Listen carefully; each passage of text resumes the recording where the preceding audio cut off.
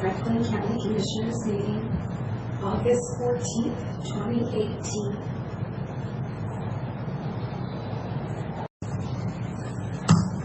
Okay, good morning. Welcome to the regular weekly meeting of the Franklin County Board of Commissioners. Today is Tuesday, August 14, 2018.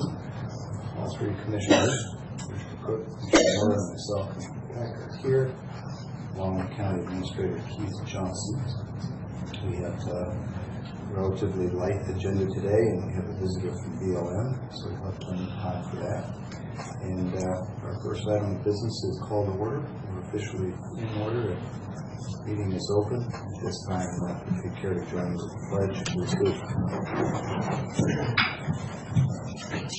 I pledge allegiance to the flag of the United States of America and to the republic for which it stands, one nation, under God, indivisible, with liberty and justice for all.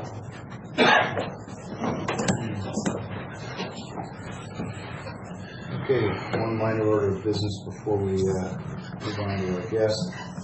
As the approval of minutes from July 31st and August 7th of 2018, unless there are objections, corrections, or concerns, those can stand as presented. Are there any objections or concerns?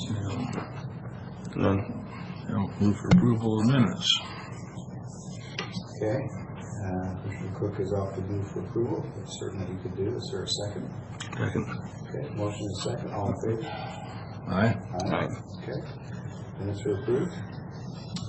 Next item. We had a schedule and we just got started.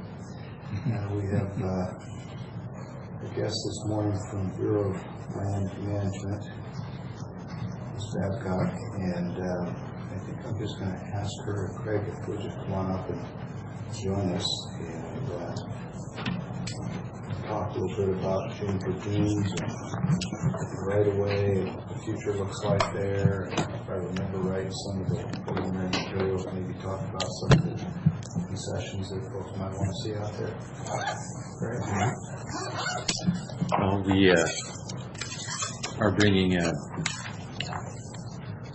two BLM right-of-way grants that need to be executed to move the project forward. The first is a perpetual grant easement for the main access road, and the second is a temporary construction easement for the spur road that connects to Smith Canyon.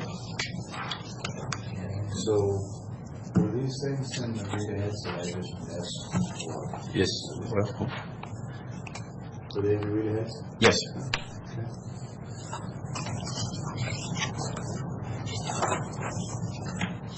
Okay, I'm sorry. Go ahead. Oh, okay. I don't remember seeing it, right? So yeah, it's just our easement agreements with the BLM so that we can complete the right-of-way process. Other status of the job, we've sent the plans, specification estimates to Western Federal Lands for their lookover. That happened last week. I anticipate seeing those back before the end of the month. And if they give the all thumbs up, then we're looking to go to add first part of September. And I hope to be moving dirt in November. I was going to say, for the rest of us, what's that mean, go to add? It means you move dirt 5 months. Yeah, we'll bring it out to add for contractors. We'll open sometime in mid-September. By the time we get the contracts executed and hopefully get a little rain in the fall, we should be good to move some sand. Questions for Mr. You expect to finish by May of the following year? Yes, it should be. Hopefully that's... Depending on the weather. Yeah, it depends on the weather. Hopefully we get a mildish winter, but we should still be accomplished, I think, by May. And then might even be a little sooner. We might have to wait on for oil to be made in the spring for final paving. I know why I didn't see these. That was going to drive me crazy. Somebody looking at remember that yesterday? Remember I was telling you it was not a live link on the read-aheads? Right, that's what's going on. Okay. It's working today. So. Oh. Yesterday, no, it's okay. Oh. I talked to Keith. We meet on 10 o'clock on Monday mornings to go over these. I said, got one link here that won't come up for some reason. So that's why I didn't see it. Sorry, I should have gone back last night and found it. Okay, so what else? So that access road will be paved as Yeah, we'll do it. Available or? Yeah, we'll probably, if we have the opportunity, we'll pave a part of it so that there's a nice access into the Smith Canyon area. But our intent right now is to pave the entire main line of Juniper Dunes from Pascagoula to the terminus. Yeah, great. We had originally only were going to go for the first mile, but it became apparent to me that the maintenance issues would be extreme, and talking with BLM and Western Federal Lands, paving the entire 4 miles is a far better way to go. I think if we get decent bids, I think we'll be in the hunt to do that. Yeah, with that material out there, that sand, you'd be out there constantly with the blade and trying to keep access. And the BLM did fund an assistance agreement this year with the county with the intent to pave the entire length. Right. So maybe we could put just a little bit more background on it. I think I understood what you just said, but break that down a little bit. When you said you So we have been actively pursuing additional funds to support the project, and we added several $100,000 this year that the intent was to fund the entire paving as opposed to just the first mile, because we all recognize that that could be really problematic from a maintenance standpoint if just a portion of it had pavement. Yeah, this is a culmination of a history of 1984. BLM put out a pamphlet saying they were looking for access, and I think in 05 or 06 I spent some time back in DC at BLM desk and talking with them and visited for quite a while, showing them maps, and finally one of the gentlemen, I don't remember his name anymore, but he said, "What do you mean we don't have access to our property?"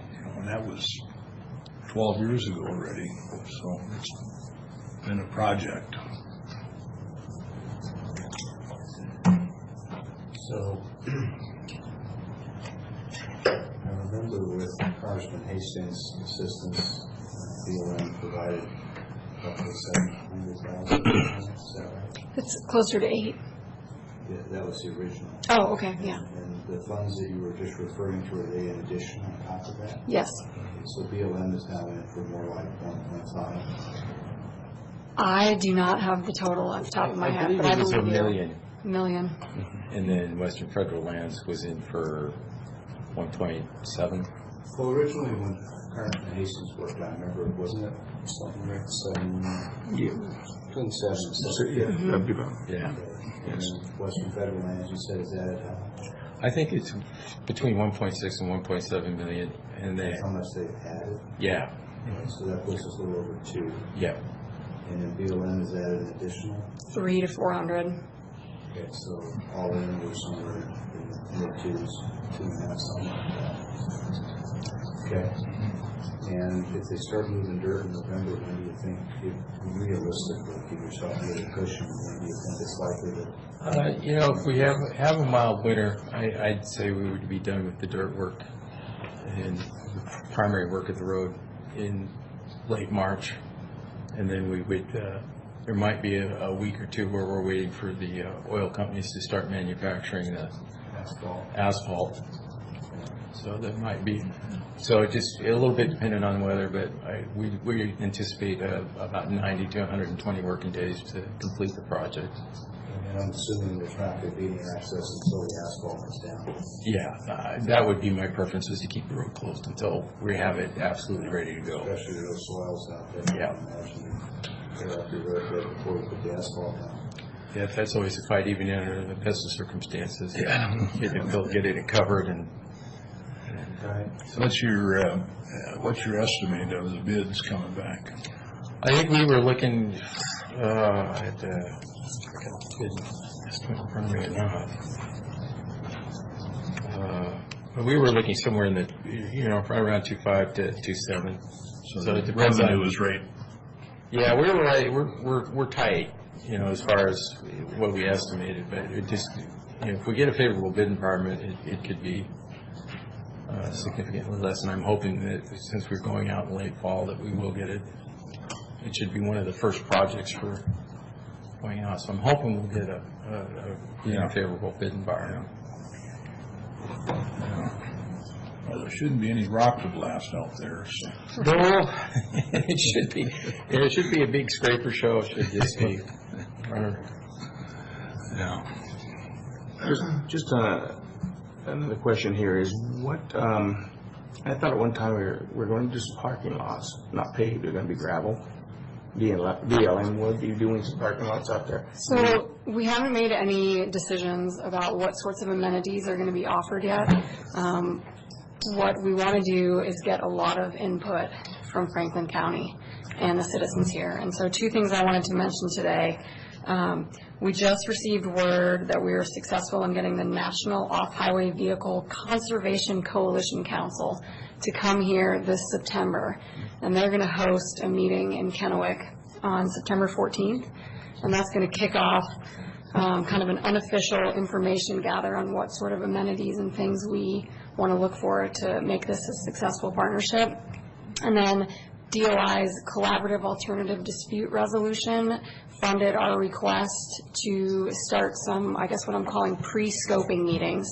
So this won't be the actual NEPA process, but it'll kind of front load it so that we can be more efficient during the NEPA process in knowing what the issues need to be limited to and what we actually need to scope and review in our NEPA document instead of kind of looking at the sky as the limit. We want to hear from the local communities, kind of get a streamlined list of issues and then find out what sort of amenities we should look at. So I anticipate us developing kind of a site plan, not this year, but next year after we've done our homework and really determined what the users want to see. Curious, how is it that we, and I'm not disappointed, how is it that we were able to design and prep and fund and get ready to build this road using federal dollars without the NEPA process, or was there a KTEX or something? There was a NEPA process. Federal Highways led the EA, and so the Bureau of Land Management adopted their NEPA, and then we issued a decision record or a determination of NEPA adequacy. And that DR has been signed recently. So you signing this paperwork today is the last step in the process. So there was a rod that started inside. Good. Well, that certainly made sense. I've seen a lot of federal agencies go, one did it, and all the other ones says, no, we've got to update it. And it's good. Wow. Okay. Any other questions on Jennifer? Commissioner, Chair, I'd like to ask a couple of questions. The existing access road is mostly a private road. That's correct. Do we do any maintenance of that? No, that's a private facility for County Road. So when we build the new road, as far as the county is concerned, we're out of that old road altogether. Okay. I'll mention that I did have conversations with that private landowner, and he's been very supportive. He did an extensive road grading job last time we had a large BLM meeting down there in advance of us coming, and he has offered to keep the road in good condition and open until the new road is open, and he also said he was planning to close public access once the new road is open. So we really appreciate that.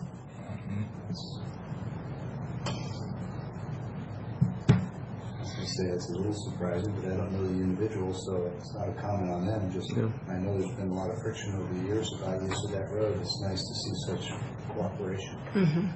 Of course, it is Franklin County. So, anything else from the BLM perspective that you want to share with us? I am a little curious about if there's anything you can offer in the way of the nature and the scope of concessions, realizing that there's going to be a public process, you can get a lot of input for any decisions are made, but I think I recall from previous meetings that there was a desire to, for lack of a better phrase, minimize the commercialization and try and keep it more natural. One of the questions we've received frequently is whether or not this is going to become a fee site. And if we did charge a fee, it allows us to offer more amenities, some simple things like paying for trash service, paying for outhouses or the vault toilets, paying to have an actual staff member in Franklin County. We had a subgroup of our Resource Advisory Committee that was looking at this issue. We have not gotten a recommendation back from them yet, but I would feel free to say that there was unanimous support in terms of minimizing the scope of those amenities. And the two issues that kept rising up again and again were trash service at certain times of the year, parking lots, and the number one was vault toilets. Okay. Well, it'll be interesting to see what kind of comments we get from the public in that September 14th meeting and thereafter. But I recall the meeting you're talking about. You're right. Everybody was pretty much on the same page, not over commercialized. All right. Well, with the benefit of a lot of time this morning, if anybody else has got any questions, this is a good time for it. Morning, Mr. Mullen. Got any questions about Juniper Dunes access? Well, it's a lot of traffic. It's right across my house. That's kind of why I asked. Well, Mr. Chairman, with that, I move for approval of the right-of-way grant Juniper Dunes easement project, resolution 2018-254.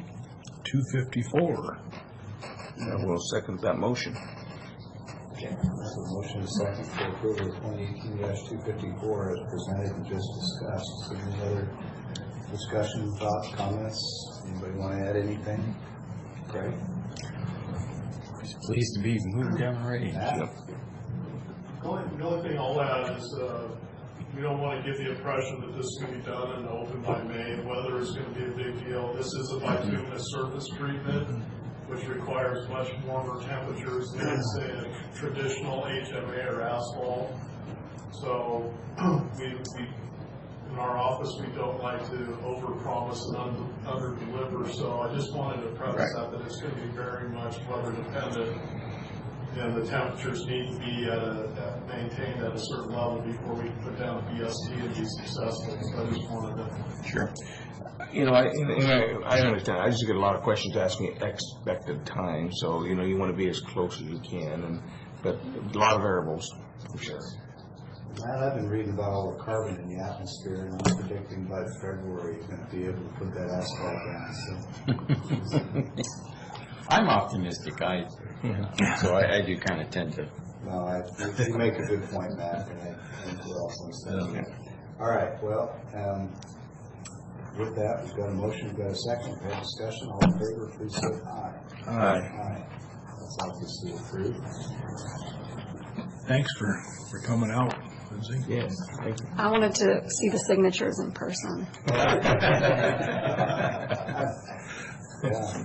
Well, as I say, it's been a long process. It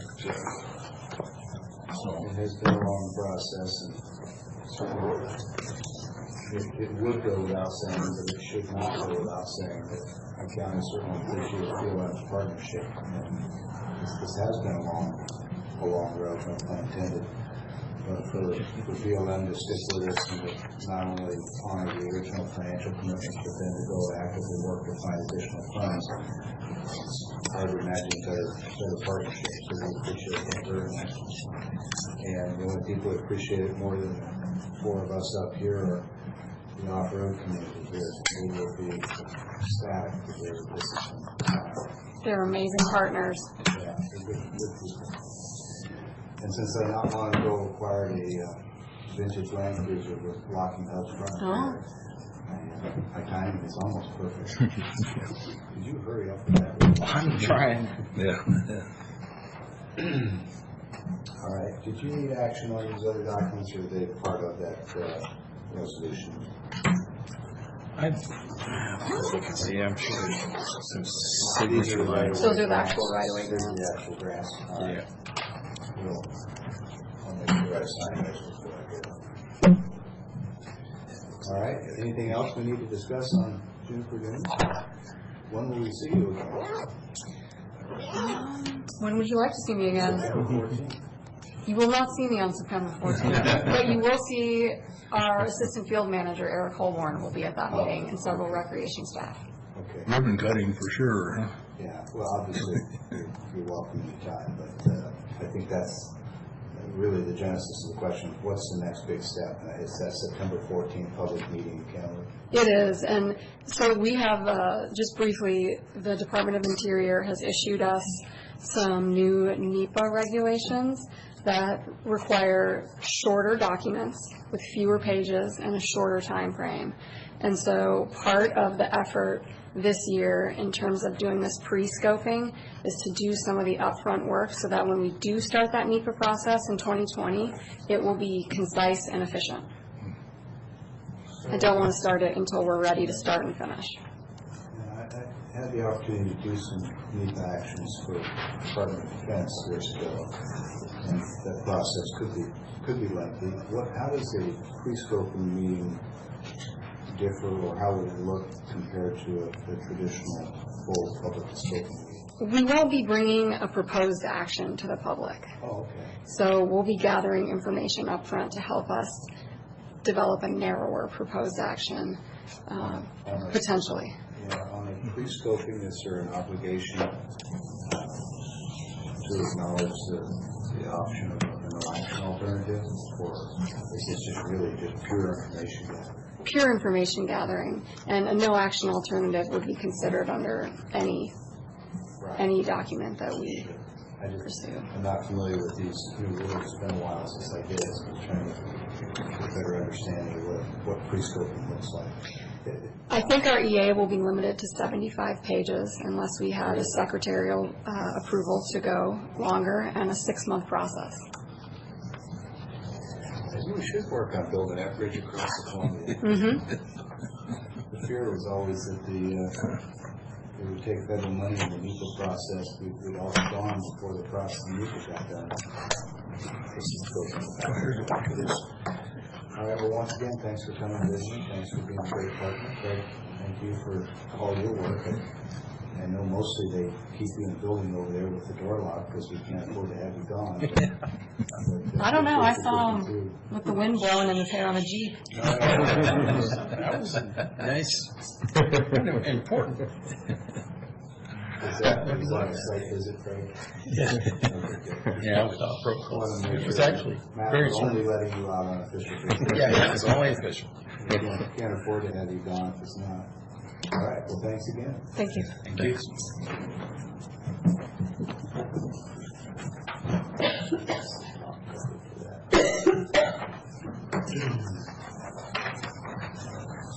All right, 9:22. Next item on our scheduled agenda is public comment. If anybody that wants to speak with the board in any county-related business, this is the first of 2 opportunities today. The other one will be toward the end of the meeting. Not seeing anybody, we'll move on to office business. Do you have any payroll or warrants today? We have 2 in front of us, fund expenditures and payroll checks. 8 miscellaneous fund expenditures. I move for approval of current expense, enhanced 911 we're buying into finally, and RV park, motor vehicle, miscellaneous items. Bottom line is $1,047,283.45, and Keith has okayed them, and Mr. Burkhart. I will second the motion. Maybe I could take a look at those. I don't normally, but this is a little bit bigger number than we usually approve. The 911 payment on here is $500. That explains that. Okay, so we have a motion and second for approval of fund expenditures as presented and as read into the record by Commissioner Cook. Any comments or questions? All in favor, please say aye. Aye. Those are approved.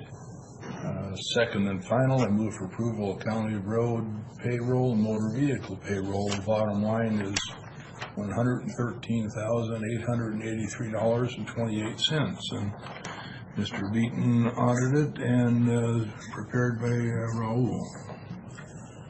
We'll second this motion. Okay, the motion and second for county road and motor vehicles as stated by Commissioner Cook. Comments or questions from anybody? Excuse me, all in favor, please say aye. Aye. Those are approved.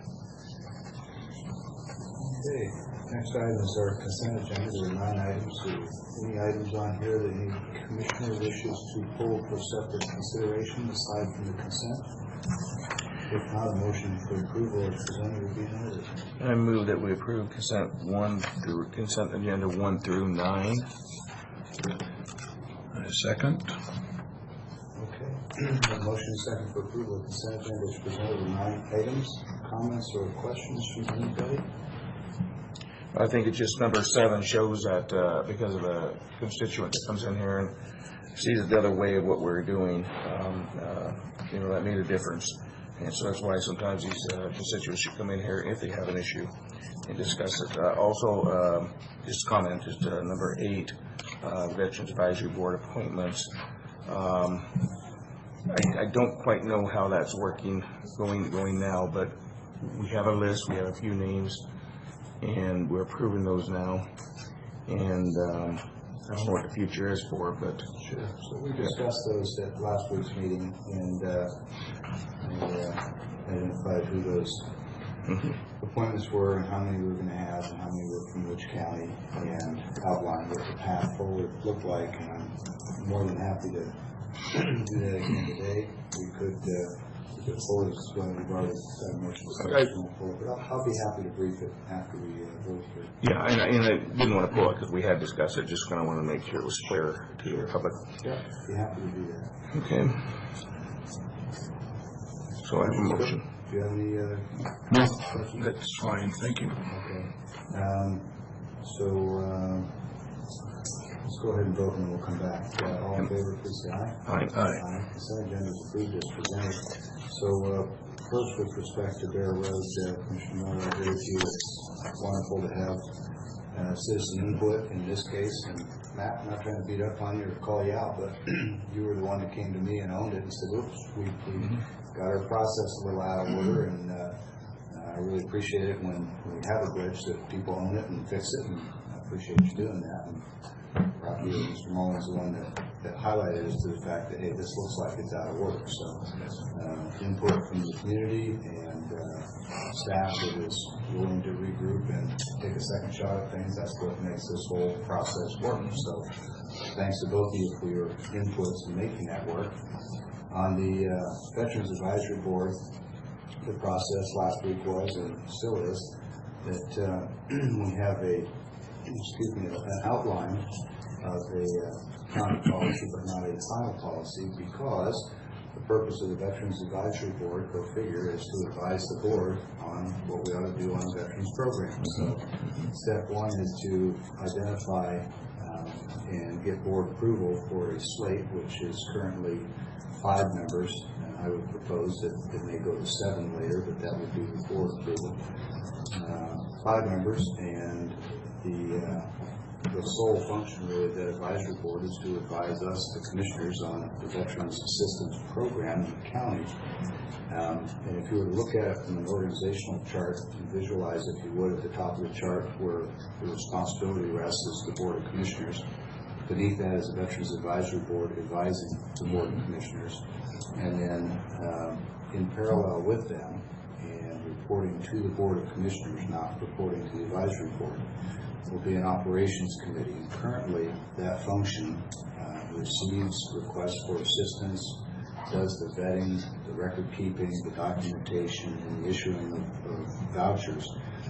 Benton County uses our own Human Services Office to provide that operational function, and I'm going to hold off until the advisory board has an opportunity to give us their recommendation. But my thinking at this point is that we should mirror that process that Benton County uses for 2 reasons. One, it gives us a professional organization that has proper controls in place and documentation. It also gives oversight of both counties' programs out of the same office, so if we have people that are migrating back and forth across the river and trying to duplicate their benefits, it makes it easier to identify that.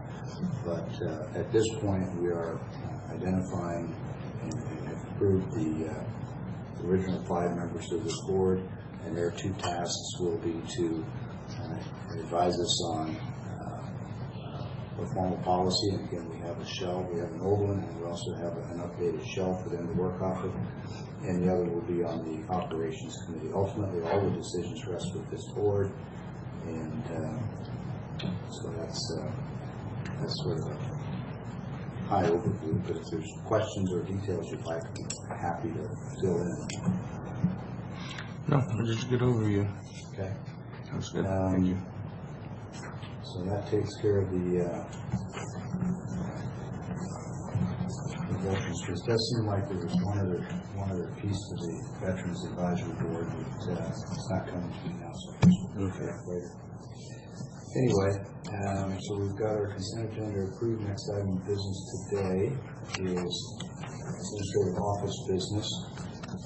And Pete, since I'm already briefing some of these items, if you don't mind, I'm just going to take a minute. And as you recall, a while back, the board adjusted our view from previous years on Columbia River Road, where it extends past the point where the road turns east and becomes Sagemore, continues along the shoreline. We talked about whether or not we should work with the Corps of Engineers to put a gate along there and close that off. We decided to try some other avenues, increased enforcement, wishful thinking, you name it. And having gone back down there over the last few months, I've reported back to you that the problem is as bad as ever. People are target shooting in ways that are, I believe, unsafe. They're leaving a lot of broken glass and debris and garbage. And so as a board, we agreed several weeks ago to re-engage with the Corps of Engineers, indicate that we'd be happy to entertain that idea of a gate. I met out there with 3 representatives from the Corps. I walked the length of the road and the property, looked at where they thought they would like to have a gate, got verbal concurrence that they were willing to do all the site work and the gate installation, maintenance, and so forth. I asked them to send us a draft MOA or MOU. I forget which it is, probably doesn't matter. And I just received that in the mail. Actually on Friday. I meant to bring it in to Keith yesterday and it slipped my mind, but I received it on Friday. I sent a note to Kai Carpenter, the Corps of Engineers, letting him know that we've received it. I've read it. That at least one commissioner's perspective was that it looked like it pretty much mirrored what we discussed verbally, and that the process now going forward would be that I would share it with the commissioner, for the county administrator, or our prosecuting attorney, and have the attorneys do a civil review since it is a legal binding agreement contract. I give the commissioners, everybody else, time to review it and see if you have any concerns. But it's only a few pages long. It's pretty simple and to the point, and I didn't see anything in there that I thought was going to represent a roadblock. No pun intended. So, any questions on that? I'll get those documents to Keith later today and place in circulation. All right. Okay. Keith, over to you. Just one item. We've had a discussion in a couple of prior meetings regarding a request for deviation from Sally Carpenter. She has requested that we withdraw that request, so giving her time to work with the adjoining landowners to come up with a solution that works for them. So I think we have tabled it for a future meeting. So when you don't see that, that's why this sheet is withdrawn that request for the time being. If and when they're able to come to an agreement, they may resubmit another application. Okay. Give her time to work on that. All right. And then just to be clear for the record, then that item is no longer tabled. It's been withdrawn. There's no pending action for the board. Okay. That's all I had this morning. Okay. Back to public comment. Anybody? Morning, Michelle. Come on up. I just need you to use the mic so that we can capture your voice. Don't like my lifeguard voice projecting. I'm just having real trouble hearing, and I am very interested in what's going on here and how well that's turned out, as well as the Veterans Affairs. So I don't know if we can turn it up or put the mics closer. Sure. But Isn't it Rocky? Are you having trouble hearing us? A little bit. Okay. This is kind of a struggle. it drops down and then drops down some more. Yeah. Well, sometimes I'm talking to other people too. So Yeah. I'll do better. Thanks. Oh, thank you. Good, thank you. I don't think that's going to work, Commissioner Cook. You're like 6 feet away.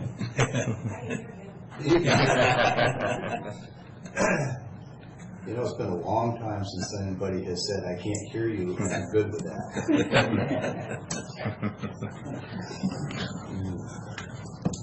All right, any need for executive session today? No blaming on coming off of 2 weeks of cold, how's that? All right. No need for an executive session. Any other business from any of the board members? I have nothing today. I don't have anything to talk about yet. Okay. And Michelle, I'm sure if you've got questions about Jennifer Dunes, Greg, Matt, Lindsay, I'm sure they'll all be happy to answer those for you, and certainly better than I could. So, there is one thing that just occurred to me, since we're all here and we're way ahead of schedule. Sheriff, is there anything in this that principally or significantly would change county law enforcement's role out there at Jennifer Dunes? No. We partner with BLM for law enforcement folks. Right, yeah. I guess I'm thinking more from the standpoint that if we have a quality road in there, excuse me, and we start to have concessions, that it very likely could, and I suspect BLM would like, for it to become more of a regional attraction than it already is. If that increases usage volume, then that probably increases the need for emergency response, law enforcement, and so forth. So perhaps going into the budget cycle this year, that's something we might think about, is planning ahead for enhanced law enforcement out there, anticipating larger usage. Just a thought. All right. Any other comments, questions, thoughts? Hearing none, we're adjourned.